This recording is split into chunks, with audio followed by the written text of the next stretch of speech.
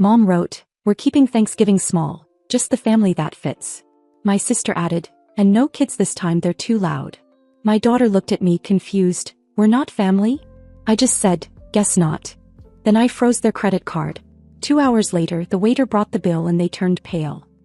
My name's Sarah, and if there's one thing that's always gotten under my skin, it's how easily my family can pretend I don't exist, or worse, that my daughter doesn't. She's 7. Her name is Ivy. She talks too much when she's excited, laughs with her whole chest, and carries a little stuffed bunny named Sprinkle everywhere we go.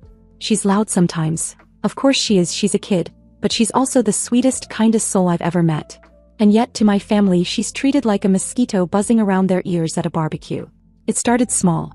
When Ivy was 3, my mom asked if we could just leave her with a sitter for Christmas Eve dinner because it was going to be a long night, and she wouldn't enjoy herself anyway. That year we stayed home. The next time we showed up, I noticed how they didn't even pull out the high chair for her. My sister had already started calling Ivy the noise machine behind my back. Except sometimes not even behind my back. So I kept trying. Every holiday, every birthday I RSVP'd. I showed up. I brought gifts. I offered to help clean. I held Ivy's hand tightly when she asked why no one ever really talked to her. I told her it was just a big family and sometimes people get distracted. But this year, this Thanksgiving, they didn't even bother hiding it. Mom sent a message to the family group chat on a random Wednesday afternoon. I was helping Ivy cut out construction paper leaves for her "What I'm Thankful For" tree. She wrote, "We're keeping Thanksgiving small this year, just the family that fits." Then seconds later my sister added, "And no kids this time, they're too loud." I just sat there. For a moment I thought maybe it was a joke. Like maybe someone would follow up with a laughing emoji or something. But nope. That was it. Just cold, neat rejection. Ivy looked up from her craft and asked if Grandma was going to like the leaf she made for her. She had written, "I'm thankful for my grandma because she makes pumpkin pie." That one nearly broke me. When she asked, "Are we not going to Grandma's this year?" I said, "Guess not." And that was the moment I stopped pretending like I didn't notice. That was the moment something inside me just clicked. I opened the banking app and stared at the joint credit card, the one I stupidly added them to 3 years ago when Dad lost his job and they needed help. I was a single mom working part-time and taking night classes, and they asked if I could cover a few expenses, just until we get on our feet. But they never got off their knees, and suddenly they were buying concert tickets, fancy cookware, and weekly takeout using my card. They never once offered to take it off my hands. But I let it slide because they were family. Because they were going through something. Because I kept thinking maybe if I kept being generous, they'd start to treat Ivy with the same decency. They never did. That night, they had a reservation at Monroe's. Ivy was already in bed, tired from her school play rehearsal. I sat down on the couch, pulled up the app and hit freeze card. No warning. No guilt. Around 8:30 I saw my sister post a photo on her Instagram story. Mom smiling, holding a giant glass of red wine. The caption said, "Family night, peace and quiet," smiling face with heart eyes, wine glass. I kept refreshing the group chat. Right on time, 8:46 p.m. my phone lit up. That "Hey, is the card acting weird?" Says declined. Then, "Mom, Sarah. They're bringing the bill. What did you do?" And finally, "Sister, are you kidding me? It's $912. You're paying for this." I didn't answer. Instead, I poured myself a glass of boxed wine, curled up on the couch and turned on a baking competition with the volume a little louder than usual. Just enough noise. Because for once I wasn't going to explain myself. They said we didn't fit. So I removed the piece of me that had been holding them up all along. What they didn't know was that this was just the beginning. By the time I woke up the next morning, my phone looked like a crime scene. Missed calls from Mom, Dad, and my sister, 27 in total. Group chat blowing up. A voicemail sitting there like a ticking bomb. I didn't touch any of it at first. Ivy was already up, humming while she drew turkeys at the kitchen table. I poured my coffee and just watched her color, thinking how ridiculous it was that anyone would consider her presence a burden. Eventually, curiosity got the better of me. I put on headphones and listened to the voicemail while Ivy sang to herself in the background. It was Mom. She didn't yell, that's not her style, but every word was soaked in condescension. She said the card being declined at the restaurant was humiliating, that the waiter made a scene, and that Dad had to borrow a card from one of their friends to cover the $912 bill. She used words like disgraceful and childish and ended it with, "You've embarrassed this family." I laughed. What family? I made Ivy pancakes, whipped cream, chocolate chips, extra syrup, and told her we'd do something special on Thanksgiving, just the two of us. She asked if we could build a pillow fort and eat pie inside it. I said sure, and she grinned like it was the best idea she'd ever heard. That moment alone made everything I'd done feel right. Around noon, I finally texted the group chat. You said we didn't fit. I'm just making space. Not even 30 seconds later, my sister responded. You are mentally unstable. You need help. That was Mom's birthday dinner and you made her cry in front of everyone. Then my dad chimed in. Grow up. This wasn't about Ivy. We just wanted one peaceful dinner. Just one. And my mom followed with her own gem. You've been using that card too. You don't get to act like a martyr now. Right. Except they weren't the ones buying diapers at 2 a.m. They weren't using it to survive. They were buying patio furniture and booking deep tissue massages. I opened the banking app and pulled up the statement. Just in the last 4 weeks, $1,417 spent. Not a single thing for Ivy. Not a single thing for me. I took screenshots and sent them back in the chat. If you want to talk about what I've used, here's the list. Unless you're paying me back by Friday, I'm reporting unauthorized use. Don't test me. I blocked all 3 of them right after that. Then the texts started rolling in from other relatives. Aunt Karen called first. She always calls when someone dies or a baby's born. Never in between. She asked what was going on and why the family was in flames. I told her the truth. They excluded my daughter and I stopped paying for their comfort.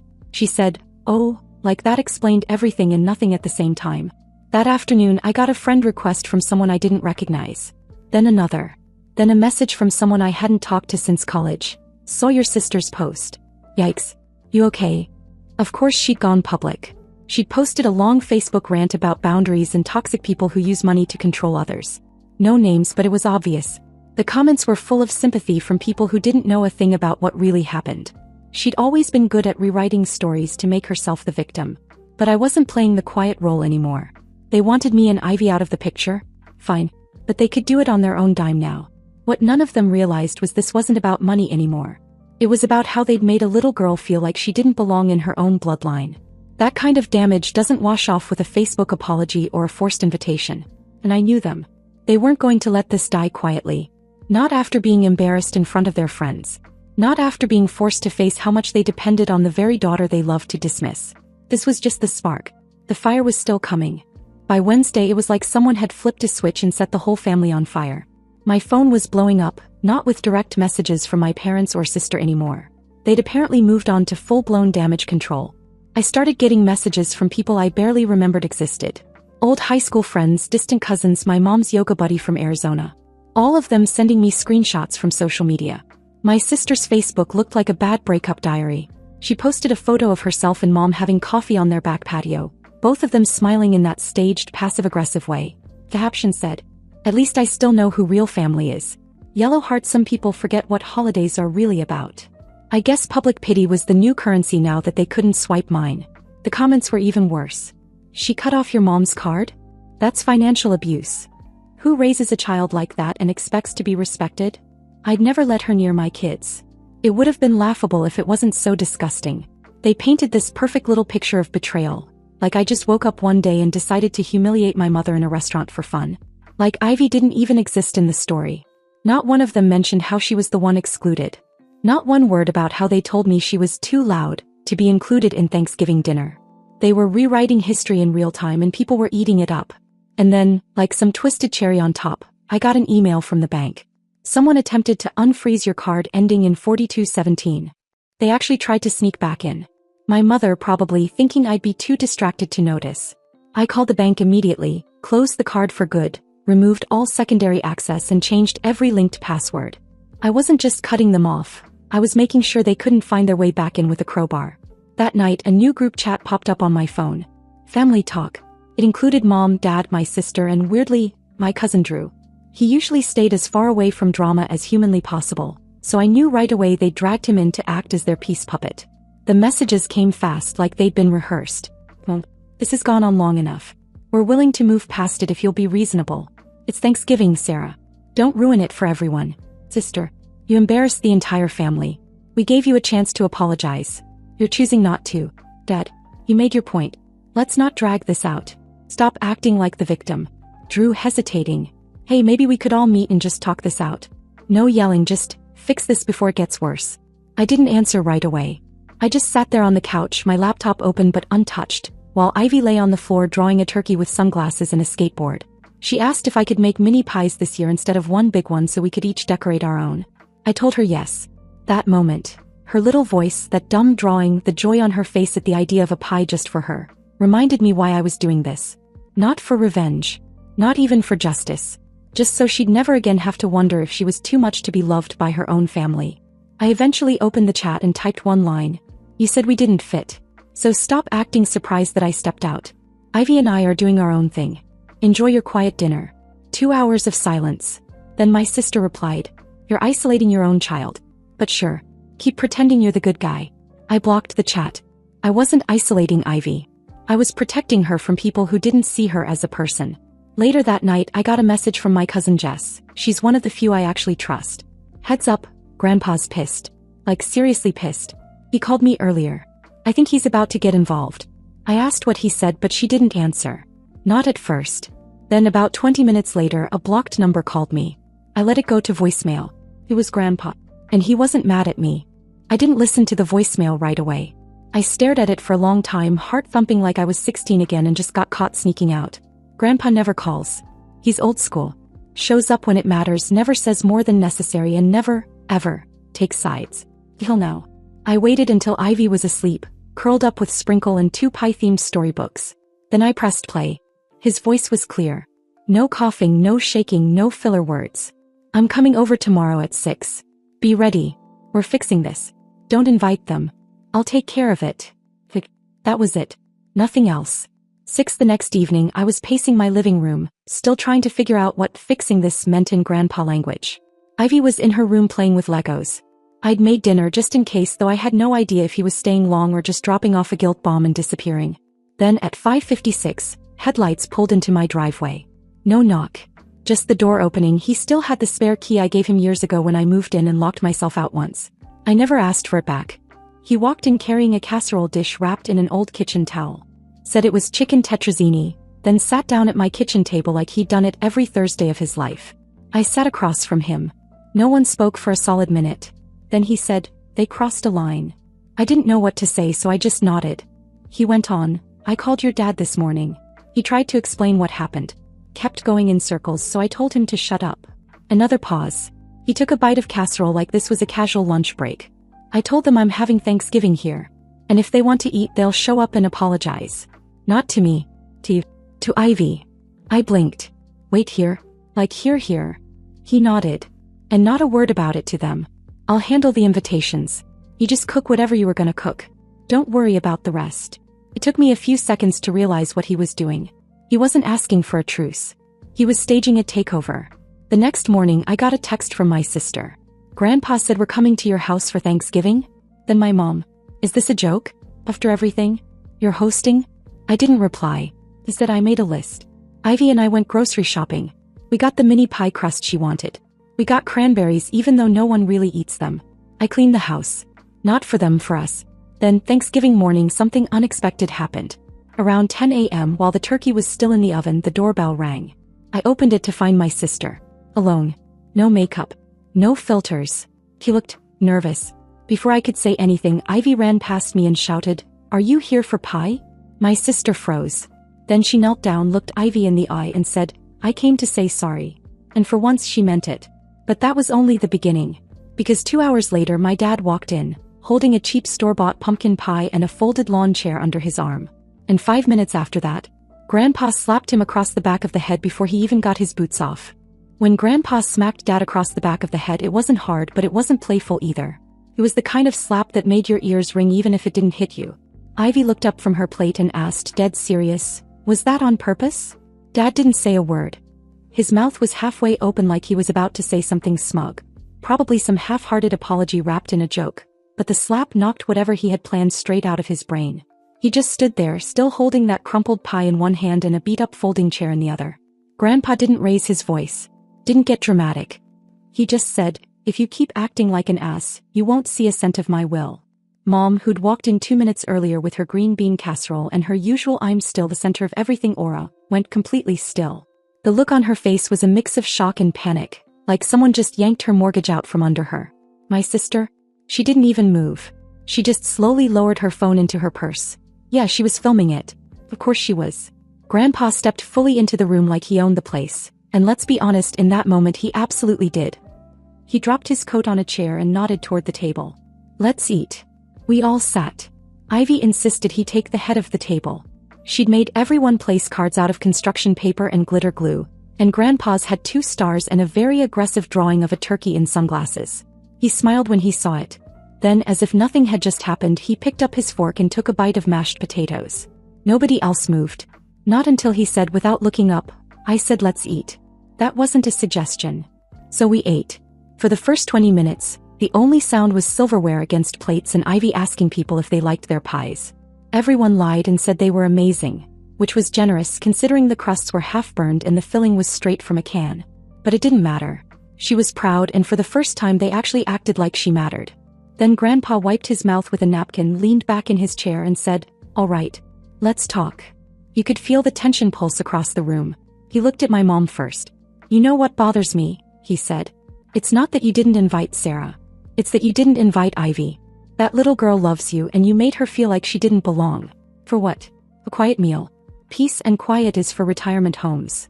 Mom tried to play it off. She started with her usual we just needed something low stress this year line, but Grandpa didn't let her finish. You don't exclude children from family dinners. Especially not your grandchild. You don't like noise? Buy earplugs. Next he turned to my sister. You let your mother say it, then doubled down like it was some kind of movement. You called your niece too loud on a public platform. You posted about your own sister like she was trash. And you let people believe she was cruel to your mother. She started to cry, real or fake I couldn't tell, but it didn't change his tone. You want people to respect you, but you can't even own what you did. Then finally he looked at my dad. You were quiet through all of this, watching it happen. Letting them walk all over your daughter and your granddaughter like it wasn't your problem. It was easier to let Sarah pay for things and stay out of the drama, wasn't it? Dad looked like he was going to protest, but instead he just nodded. Grandpa reached into his jacket and pulled out a folded piece of paper. It was thick off-white, not printer paper. He unfolded it carefully and placed it on the table like it was a map. My updated will, he said. I rewrote it last week. Everyone's still on it for now. You could feel the air shift. But let me make something clear, he continued. I see everything. I'm not senile. I'm not blind. You keep treating Sarah and Ivy like outsiders. I'll take your names off this paper myself. If you want to play cold, fine. You'll end up with cold. He folded the will back up and put it in his pocket. Then he looked at Ivy and asked her if she'd made extra pies. He grinned. I made 5. That's perfect, he said. Because you and your mom? You're the only ones here acting like real family. And for the rest of dinner the room was different. Not warm, not healed, but quiet in a way that wasn't forced. No one tried to challenge Grandpa. No one tried to act like things hadn't gone off the rails. They were suddenly polite, careful, like people trying not to wake a sleeping bear. After dessert, Grandpa pulled me aside before leaving. You did the right thing, he said. Don't let them twist it. You drew the line. Now they know where it is. He hugged Ivy on the way out and told her the next pie she made better have blueberries. She said, only if you promise to come back. He winked. I'll bring whipped cream. And for the first time in years I felt like someone in my family actually stood behind me. Not just because they had to, because they wanted to. The Monday after Thanksgiving I opened the mailbox and saw an envelope addressed to me in my mother's handwriting. For a second I almost didn't open it. I stood there on the porch, the wind picking up, the envelope warm from sitting in the sun, and I wondered if I even wanted to know what was inside. Another passive-aggressive dig? A printed-out Facebook post? A Bible verse? But when I opened it, all it said was this. We were wrong. We'll try harder. No name. No excuses. Just one sentence written in pen. I stared at it longer than I probably should have. Then I stuck it on the fridge with a magnet and didn't mention it to anyone. Over the next few days things started changing. Not in a dramatic movie ending kind of way. No big tearful reunions or emotional speeches. Just small shifts. That Wednesday night Mom called. She didn't bring up the slap. Didn't mention Grandpa's will or the group chat that went nuclear. Instead she asked how Ivy was doing in school. Told me she saw an ad for a holiday kids concert and wondered if Ivy was performing in one. She is, I said. Jingle Bell Rock. She's been rehearsing it in her pajamas every night. I'd like to come, she said. Then come. The next day my sister sent Ivy a text. No words, just a video of a golden retriever in a Santa hat being pulled around the kitchen on a Roomba. Ivy watched it 5 times, then recorded herself spinning in circles yelling I'm a reindeer. And sent it back. No follow-up. Just that. By the weekend I stopped blocking every number I didn't recognize. And then, a week before the concert, something happened that caught me completely off guard. It was Saturday morning. Ivy was building a fort out of couch cushions, still in her pajamas, her hair a wild mess from sleep. I was in the kitchen drinking reheated coffee, trying to plan out the week, when there was a knock at the door. I looked through the peephole and nearly dropped my mug. It was Dad. Alone. He was standing there holding a plain brown shoebox. Not gift-wrapped, not fancy. Just duct-taped around the edges and a yellow sticky note on top that said, "I found her." I opened the door and he handed it to me without saying anything. Ivy peeked around the corner and came running. When she opened the box, she gasped so loud it startled me. Inside was Sprinkle. Not a replacement, her Sprinkle. The exact same stuffed bunny she lost 2 years ago on that Florida trip. The one we searched hotel rooms and car seats for. The one she cried about for weeks. I looked at him confused. "She was listed on eBay," he said. "Some hotel probably found her, put her in a lost and found bin, and someone sold her off. Took me a while, but the tag was still faded in the same spot." Ivy hugged the bunny so tight I thought the ears might pop off. Then she looked up at him and said, "Do you want to watch cartoons with me?" And he said, "Yeah. I think I do." They sat on the floor together, Ivy tucked between the two Sprinkles, one in each arm, and Dad just sat there. Not checking his phone. Not rushing. Just sitting with her. Watching cartoons. I didn't say anything. I just went into the kitchen and let the moment be. Later that night, Mom called again. She didn't ask for anything. Just asked if we wanted to come over next weekend for a small dinner. "Just us," she said. "No drama." I told her we'd think about it. When the concert finally came, Ivy wore the sparkly red dress she picked out weeks earlier. She was bouncing backstage with the other kids, shouting the lyrics even when the teacher asked them to use indoor voices. And when the curtain opened, I looked out across the little gymnasium and saw them. All of them. Mom, Dad, my sister. Grandpa in the middle, arms crossed, looking like he'd made sure they all showed up on time or risked getting cut out of more than a will. And when Ivy started to sing, loud, proud, a little off-key, none of them flinched. They clapped the hardest. At the end, Grandpa stood up and yelled, "Encore." Even though there wasn't one. Ivy lit up like the stage lights were for her alone. At Christmas, we went to Grandpa's house. Ivy got the biggest gift under the tree. My sister helped her build it. Dad showed her how to change the batteries. Mom helped her cut her turkey. No one made her sit at the kids' table. He was right there with us, loud, messy, laughing with her mouth full. And for the first time in a long time, no one looked uncomfortable. No one said she was too much. She had a seat at the table. And now they all understood she wasn't going anywhere.